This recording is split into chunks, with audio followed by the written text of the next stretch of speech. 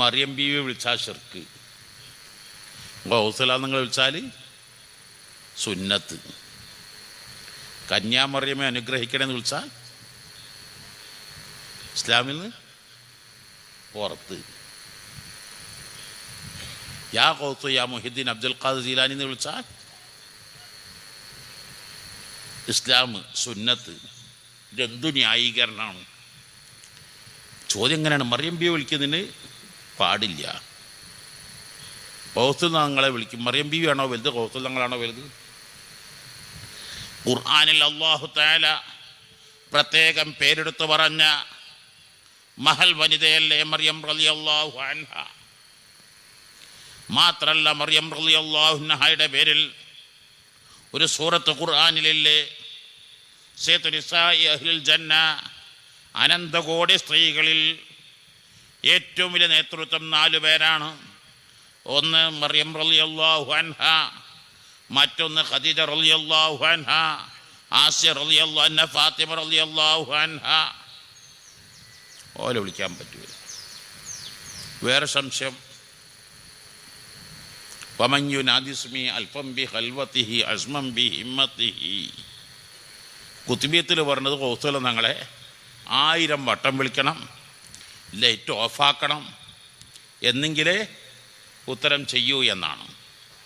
നാം മൊഹിദ്ദിമാലെ പറയുന്നു, വല്ല നീലത്തിനും എന്നെ വിളിപ്പോർക്ക് വായ്കൂടാ സ്ഥിരം ചെയ്യും ഞാനൊന്നോവർ.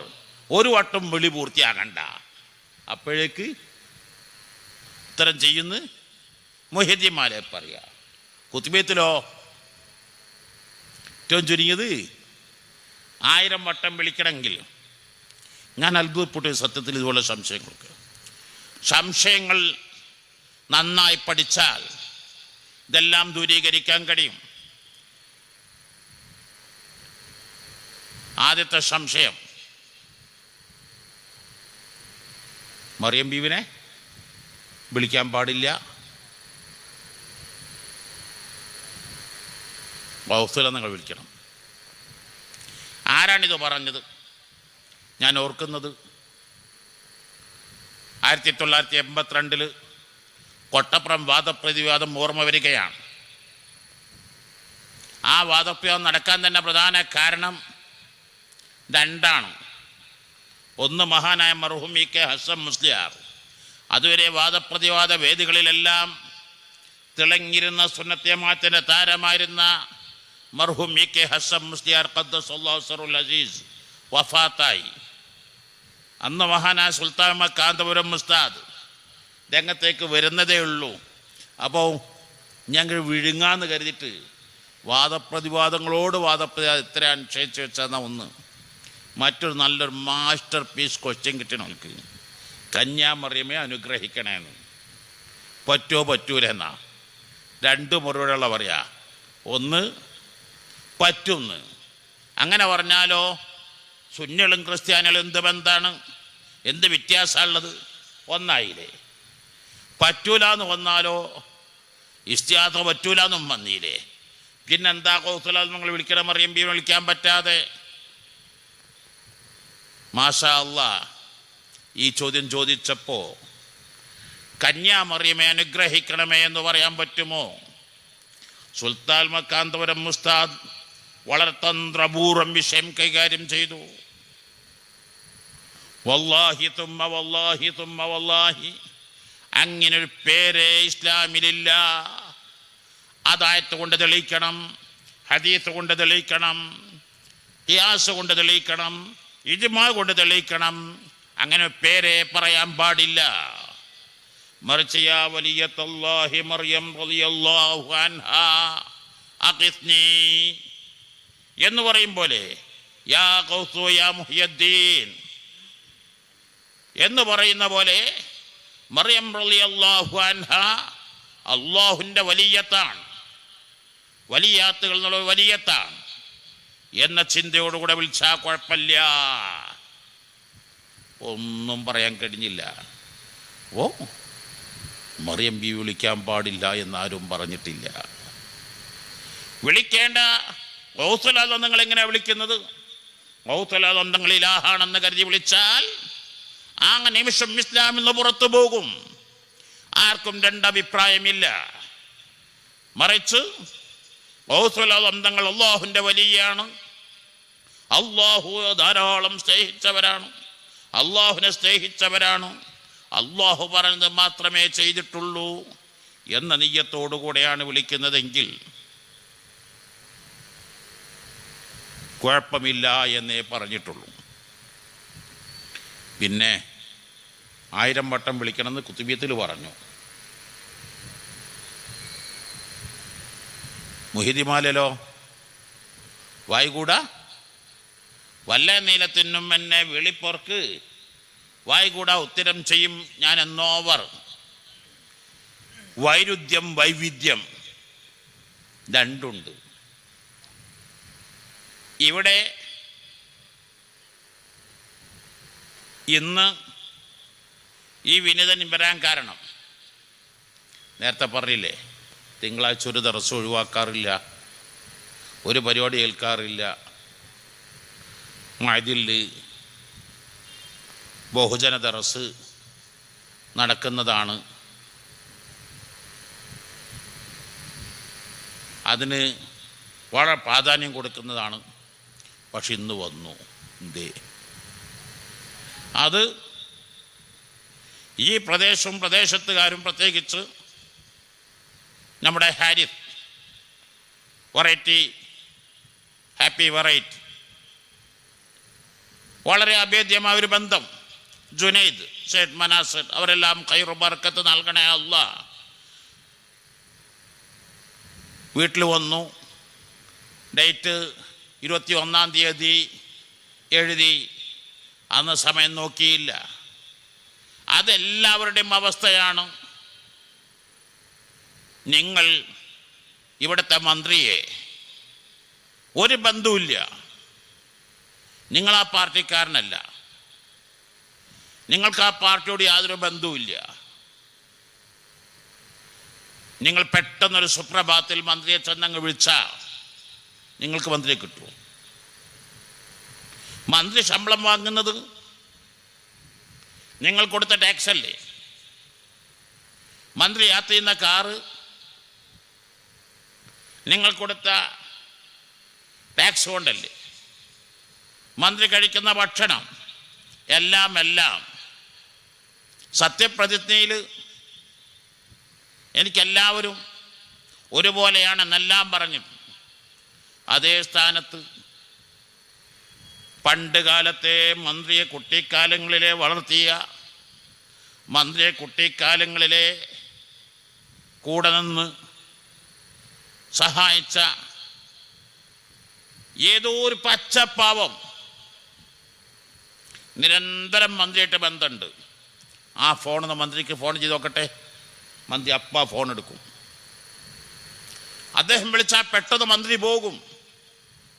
അദ്ദേഹം പറഞ്ഞ കാര്യം മന്ത്രി പെട്ടെന്ന് സാധിപ്പിച്ചു കൊടുക്കും.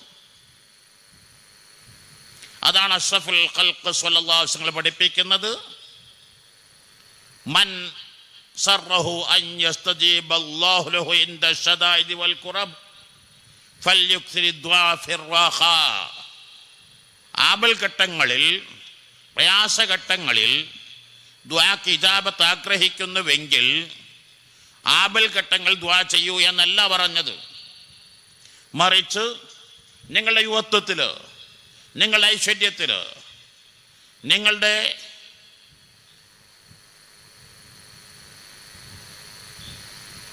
എല്ലാ നിമിഷങ്ങളിലും നിങ്ങൾ സ്ഥിരമായി ദുആ ചെയ്യൂ എന്ന വിഷമത്തിൽ നിങ്ങൾ ദ്വാരക്കാൻ വിളിക്കാൻ നിൽക്കണ്ട.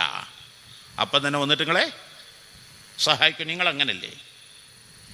നിങ്ങളെ പ്രതിസന്ധി ഘട്ടത്തിൽ എല്ലാ സമയത്തും നിങ്ങളെ കൂടെ നിന്ന ഒരാൾ വലിയ പ്രയാസത്തിൽ പെട്ടു എന്നറിഞ്ഞാൽ, ഇന്നിപ്പോൾ ഇവിടെ വന്നപ്പോൾ ഇവിടുത്തെ പഴയ സെക്രട്ടറി റഹിമാജി അല്ലേ? ഇപ്പോൾ ഇവിടെ സസിലുണ്ടോ? എല്ലാവരും കൊണ്ടുവന്നു, എൻ്റെ അടുത്ത് കൊണ്ടുവന്നു. റബ്ബേ നീ ശിഫയാക്കണേ അല്ലാഹ്. എന്തേ കാരണം? കാരണം അദ്ദേഹം 10, 15, 10, 20 കൊല്ലത്തോളം ഈ മഹല്ലത്തിൻ്റെ ജനറൽ സെക്രട്ടറിയായി സർവസ്വം ചെയ്ത വ്യക്തിത്വമാണ്. റബ്ബനി ഷിഫയാക്കണേ അല്ലാഹ്. അപ്പം അദ്ദേഹത്തിന് പ്രയാസം വരുമ്പോൾ, വിഷമം വരുമ്പോൾ മനസ്സാക്ഷിയുള്ള ആളുകളൊക്കെ അദ്ദേഹത്തിൻ്റെ കൂടെ ഉണ്ടാകും. അദ്ദേഹത്തെ ഇവിടുത്തെ പ്രസിഡൻറ്റും ഇവിടുത്തെ സെക്രട്ടറിയും ഹാരിസും എല്ലാം കൂടിയാണ് വന്നത്.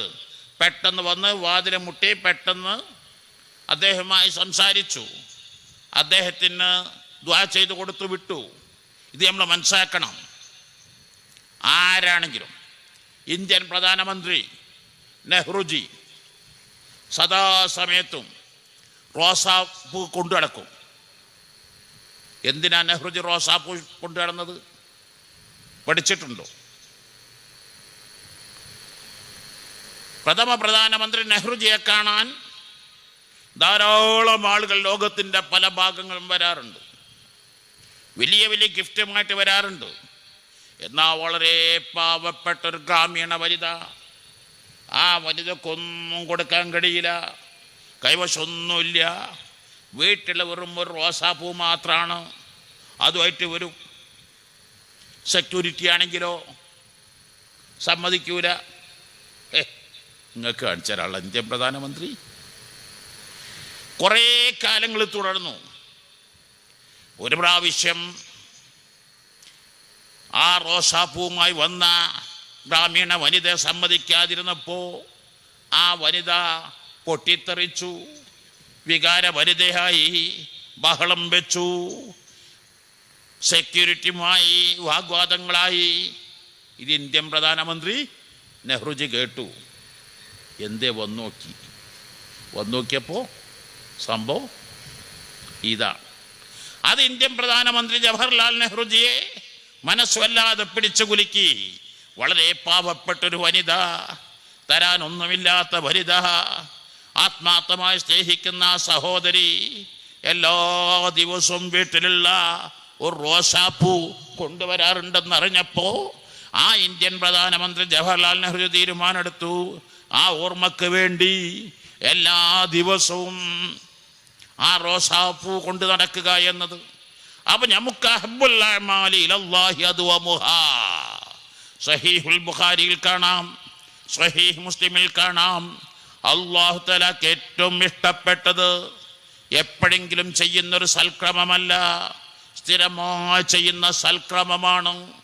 അത് നിഷേധിക്കാൻ ലോകത്തൊരു ബുദ്ധിക്കും കഴിയില്ല. ഇവിടെ പുഴ ഉണ്ടോ?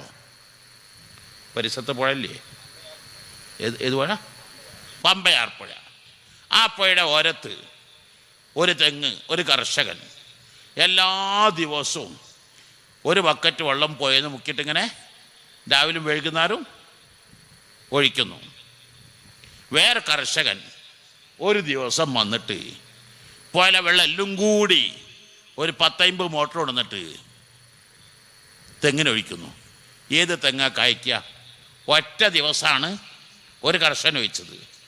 എല്ലാ വെള്ളം എല്ലാം കൂടി പോയാൽ തെങ്ങിനെ ഒറ്റ ഒഴിച്ചിരിക്കുകയാണ്.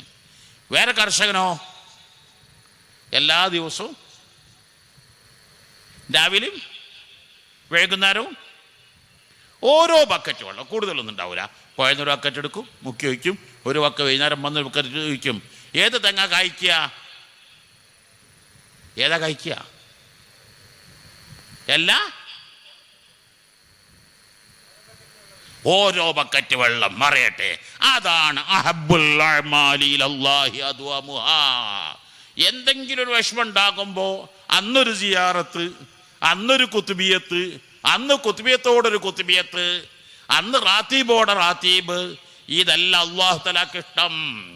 എല്ലാ ദിവസവും തെങ്ങിന് ഓരോ ബക്കറ്റ് വെള്ളം ഒഴിക്കുന്ന പോലെ നിങ്ങളെല്ലാ ദിവസവും സിയാറത്ത് പതിവാക്കുന്നു, നിങ്ങളെല്ലാ ദിവസവും ദിക്ർ സ്വലാത്ത് ചൊല്ലുന്നു, തീർച്ചയായും നിങ്ങൾ വിഷമിക്കുന്നിടത്ത് അല്ലാഹുവിൻ്റെ മുമ്പിൽ പെട്ടെന്ന് ഇജാബത്ത് ലഭിക്കുക തന്നെ ചെയ്യും.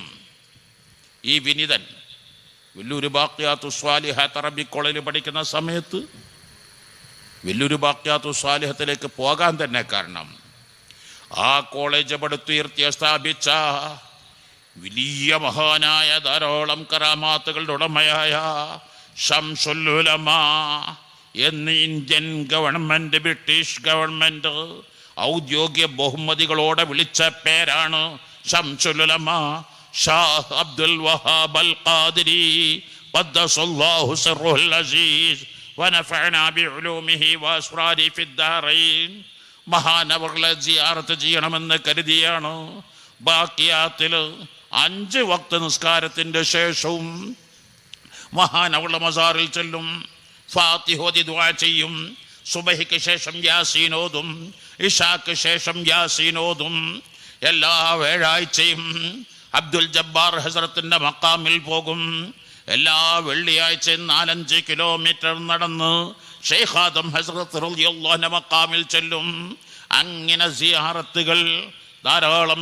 ഇന്ന് കാണുന്ന എന്തെല്ലാം മഅ്ദിനെന്ന് പറയുന്ന ആ മഹത്തായ സ്ഥാപനം 1997 ജൂൺ 6 തുടങ്ങുമ്പോൾ 1 സെന്റ് ഭൂമി പോലും സ്വന്തമായിട്ടില്ല, 1 ഇഞ്ച് പോലും സ്വന്തമായിട്ടില്ല, 1 രൂപ പോലും ബാങ്ക് ബാലൻസ് ഇല്ല.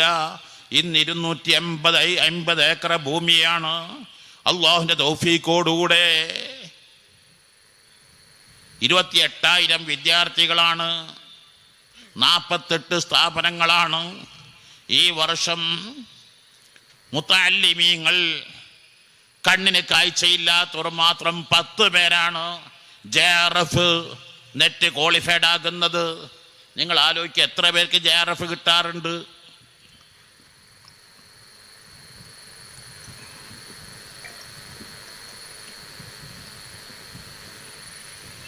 കാരണം എന്താണെന്നറിയോ? പഠിക്കുന്ന കാലത്ത് ബാക്കിയാത്തിൽ 5 വക്തിലും സിയാറത്ത് ചെയ്യും.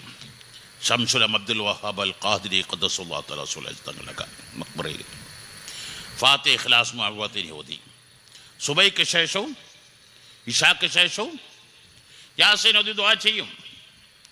പണ്ട് കാലങ്ങളിൽ എല്ലാ ദിവസവും സ്വലാത്ത് പതിവാക്കി ഉപ്പ പഠിപ്പിച്ചു. ഖുത്ബിയത്ത് അസ്മാഉൽ ബദർ ദർസ് തുടങ്ങി 38 കൊല്ലം കഴിഞ്ഞു. അന്ന് 22ാമത്തെ വയസ്സാണ് ഞാൻ ദർസ് തുടങ്ങുമ്പോൾ. ഇപ്പോൾ 38 കൊല്ലമായി, 60ാമത്തെ വയസ്സാണ്. അന്ന് 11 കുട്ടികളാണ് ദർസിലുള്ളത്. ഒരു വ്യാഴാഴ്ച നാട്ടിൽ പോയപ്പം 11 കുട്ടികൾക്കും രോഗം ബാധിച്ചു. നാട്ടുകാരെല്ലാവരും കൂടി അങ്ങാടിൽ പിരിവ് നടത്തി ഹോസ്പിറ്റലിൽ കൊണ്ടുപോയി. ഞാൻ ആകെ തളർന്ന്, 22 വയസ്സല്ലേ ഉള്ളൂ. ഈ 18 കുട്ടികൾ 11 കുട്ടികളും ഹോസ്പിറ്റലിൽ പോയി. അന്ന് തീരുമാനിച്ചാണ്, റബ്ബേ എൻ്റെ ദറസിൽ ഇങ്ങനത്തെ ഒരു ഘട്ടം ഉണ്ടാവരുത്, എനിക്കൊന്നും താങ്ങാൻ കഴിയില്ല. റബ്ബേ നീ അല്ലാതെ വേറെ ആരുമില്ല, എല്ലാ മാസവും ഒരു കുത്ബിയത്തില്ല എന്നുള്ളത്. ഇന്ന് വരെ കുത്ബിയത്തല്ലാത്ത മാസം കഴിഞ്ഞിട്ടില്ല ദറസിൽ. വീടെടുത്തിട്ട് 22 കൊല്ലമായി. അന്ന് തീരുമാനിച്ചതാണ്. അതൊക്കെ കുറേ പറയാനുണ്ട്. അപ്പം നമുക്ക് അമ്പിയാക്കൾ ഔലിയാക്കളുടെ മഹബത്ത് അത് സ്ഥിരമായി ചെയ്യുന്നു. അല്ലാഹു തആല വലിയ ഇജാബത്ത് അല്ലാഹു തആല നൽകുക തന്നെ ചെയ്യും. അതാണ് വല്ല നീലത്തുന്നും എന്നെ വിളിപ്പോർക്ക് വായ്കൂടാ തീരം ചെയ്യും ഞാൻ എന്നോവർ. അഥവാ കൗതുലതന്ത്രങ്ങളുടെ മുരീദുമാരെ കുറിച്ചാണ് ആ പറയുന്നത്. കൗതുലതന്ത്രങ്ങളെ പതിവാ ഖാദിരിയ റാത്തീബുകൾ, ഖാദിരിയ തരീഖത്ത്, അങ്ങനെ മുരീദുമാരായ അവർ വല്ല നീലത്തുന്നും എന്നെ വിളിപ്പോർക്ക് വായ്കൂടാ തീരം ചെയ്യും ഞാൻ എന്നോവർ. അതേ സ്ഥാനത്ത് വമയുനാദിസ്മി അൽപ്പം ബി ഖൽവതിഹി എന്ന് പറയുന്നത്, അതൊന്നും പതിവായിട്ടില്ലാത്തവർ അവർ കുറച്ച് നന്നായി വിളിക്കേണ്ടി വരും. അവർ 1000 വട്ടം വിളിക്കേണ്ടി വരും. അവർ നന്നായി പാടുപെടേണ്ടി വരും. അപ്പം അത് ലോകത്തെല്ലാ ഇടങ്ങളിലുമുള്ള അവസ്ഥയാണ്. അർഹമുറാഹിമായ അല്ലാഹ് അമ്പിയാക്കൾ ഔലിയാക്കളുടെ ഹക്ക് ജാഹ് ബർക്കത്ത് കൊണ്ട് നമുക്ക് ഈ മക്ബറ വിപുലീകരിക്കണം, സൗകര്യപ്രദമാക്കണം. സിയാറത്തിന് ധാരാളം ആളുകൾ വരാൻ, അവിടെ ധാരാളം ഫാത്തിഹകൾ നടക്കണം, ധാരാളം യാസീന് നടക്കണം, അവിടെ കുറേ ദുആകൾ നടക്കണം. സദാ സമയത്തും ആയിരക്കണക്കിന് ആളുകൾ ഒഴുകിയെത്തുന്ന മക്ബറ അവിടുത്തെ ഇജാബത്ത് വല്ലാത്ത ഇജാബത്തായിരിക്കും. സുൽത്താൻ ഹിന്ദ് ഖാജ തങ്ങളുടേത്, അങ്ങനെ ഔലിയാക്കളുടെ ആരിഫീങ്ങളുടേത്. നിങ്ങൾ ആലോചിച്ച് നോക്ക്. സിയം വലിയുല്ലാഹി റളിയല്ലാഹു അൻഹു അടുത്ത കാലത്ത് വഫാത്തായവരല്ലേ. എത്രമാത്രം വികസനമാണ് ആ നാടിനും പരിസരങ്ങളിലും. ലോകത്തിൻ്റെ ഏതെല്ലാം ഭാഗങ്ങളിൽ നിന്നാണ്, കേരളത്തിൽ നിന്ന് മാത്രമാണോ, കർണാടകയിൽ, തമിഴ്നാട്ടിൽ എവിടെ നിന്നെല്ലാം ആളുകൾ വന്നുകൊണ്ടിരിക്കുന്നത്. ധാരാളം ഫാത്തിഹകൾ, ധാരാളം ഇഖ്ലാസ്, മുഅവ്വത്തീനി അത് ഓതി ദ്വാരക്കുമ്പോൾ അതിലൊക്കെ ഫലം നമുക്ക് കിട്ടും.